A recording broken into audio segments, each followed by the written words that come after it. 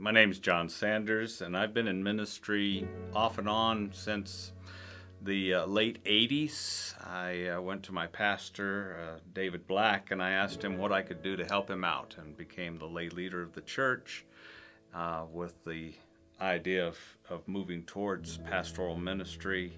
I then served at Trent as a bivocational pastor, went off to seminary, and after 3 years of course of studies, went off to seminary and completed my Master of Divinity.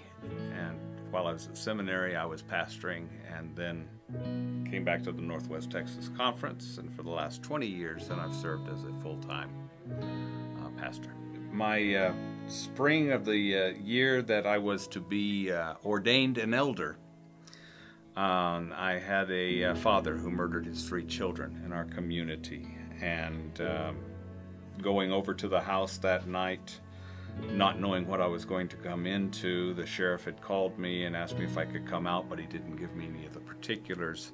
And walking in on that crime scene with the bullet holes in the windows and the blood splattered the inside of the car, and the 3 bodies of the children, all under 10, laying on the sidewalk covered with sheets. I could probably say that was the most important moment of ministry.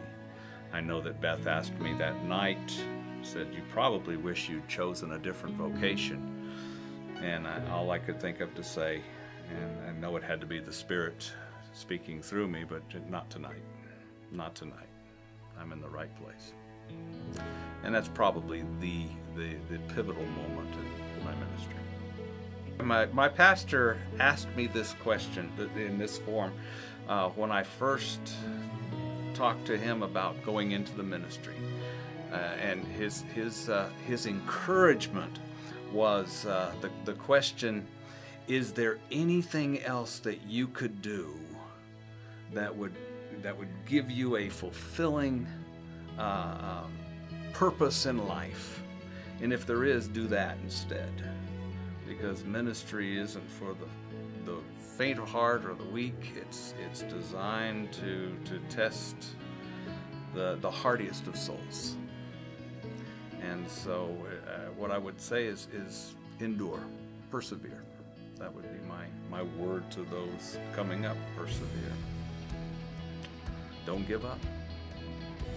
Fight through it.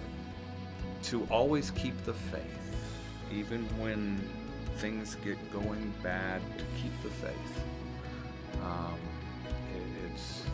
There are enough things out there, like right now, the coronavirus and everything that's going on. There are enough things that are out there that can discourage anyone and can shake your faith.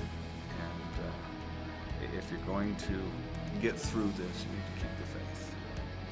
It's been a pleasure serving in the Northwest Texas Conference. I've served here since 2000, and the 3 years back in the early 90s at Trent. And I've enjoyed the experience. People don't like to necessarily think of all the bad things that happened, but it's been a joy to serve. It's been a joy to meet new people and to get into people's lives and to help them come to a realization that God is real and God is there and will always